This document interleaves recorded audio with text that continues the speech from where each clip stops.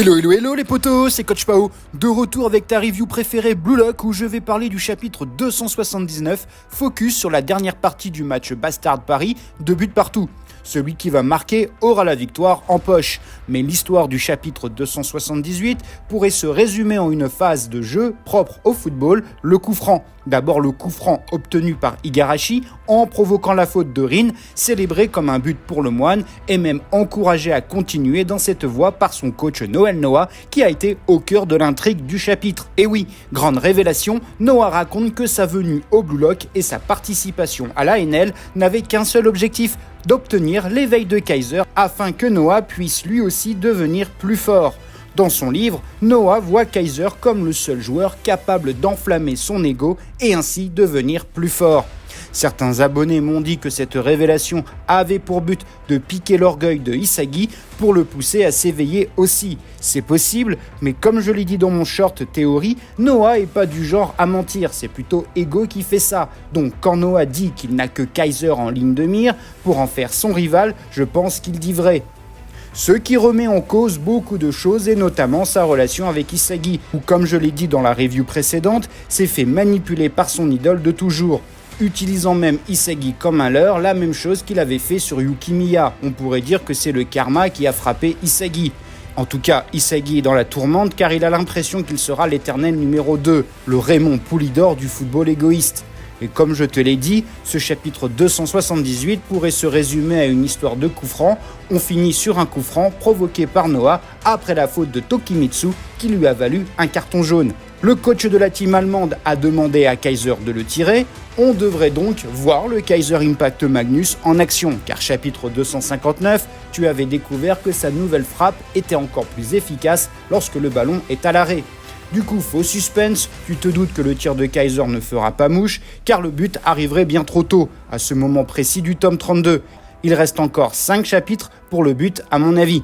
La question est donc celle-ci, qui va stopper le tir de Kaiser et comment ? Isagi, Loki, Ness ou un autre joueur ?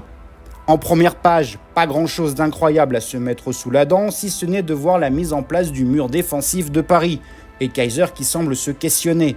Le titre en anglais de ce chapitre est Football Junkie, en français il s'agit de Accro au football.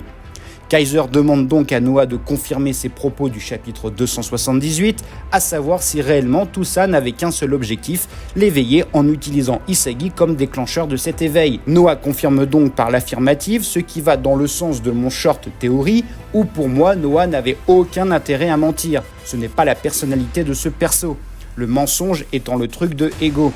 Page suivante, le mur se compose de 3 joueurs parisiens, Tokimitsu, Zantetsu et Karasu.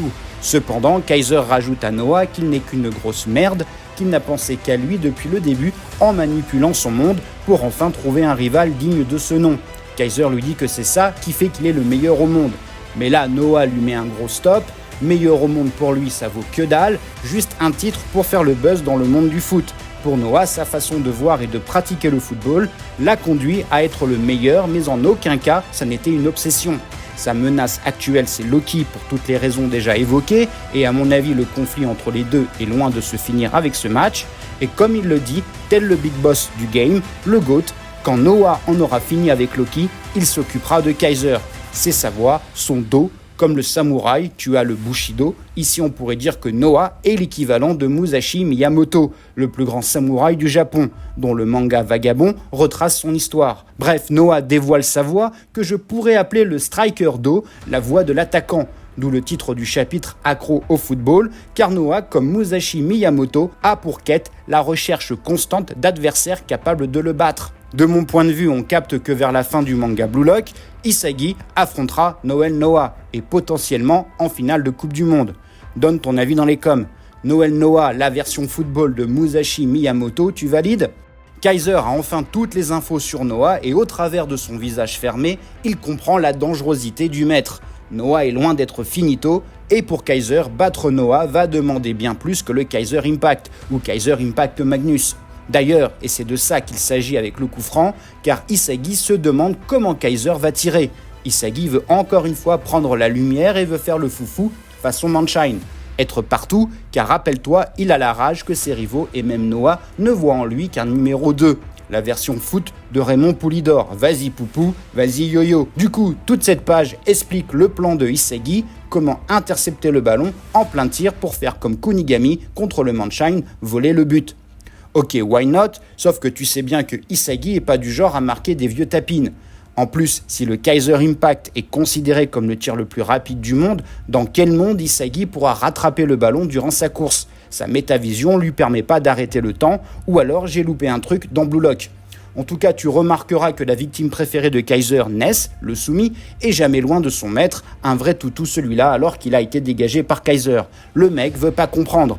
Ness est la fameuse ex-relou qu'il pense être. Kaiser se concentre sur sa frappe, Kaiser Impact Magnus, comme ce fut expliqué au chapitre 259, et il se promet de ne pas tomber dans le jeu de Noah. Kaiser veut être le maître de sa propre histoire, pas uniquement le pion de Noah dans sa quête d'être le plus fort. Si Noah est un samouraï, Kaiser, lui, est un ronin, un guerrier sans maître, libre d'aller où bon lui semble et de se battre contre qui il veut.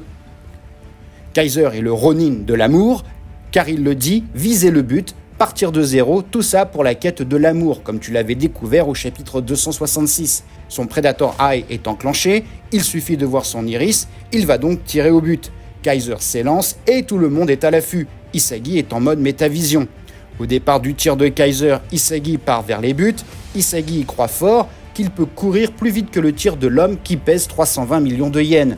La double page confirme donc ce que je disais, il s'agit bien du Kaiser Impact Magnus, avec cette courbe de dingue qui ferait plaisir à Roberto Carlos. On peut dire que le mur n'aura servi à rien, voire très mal placé vu l'écart entre Tokimitsu et la course du ballon. Il y a facile 2 mètres qui les séparent. Isagi est serré de près par Chappa, le fameux random qui dans une réalité alternative était un ex-gen car il ressemble à Xavi Simons. Loki est placé en défense tandis que Iori et Nanase sont en duel. Isagi suit le ballon des yeux cherchant à poser son Two Guns volé. Pourquoi faire simple quand on peut faire compliqué, hein Isagi? Marquer de la tête n'a pas l'air d'être dans son programme. Mais voilà, Isagi croyait que le ballon partait en lucarne droite, car tous les buts dans Blue Lock c'est en lucarne. Bah non, la courbe est tellement dingue que le ballon part vers la lucarne gauche. Et qui arrive à fond tel un TGV Paris-Marseille? Loki évidemment, qui était placé pas trop loin de cette partie du but. Le gars enchaîne des multi-boosts de vitesse, façon flash, pour arriver à temps pour stopper le ballon. Car tu le sais, dans Blue Lock, les gardiens servent à rien.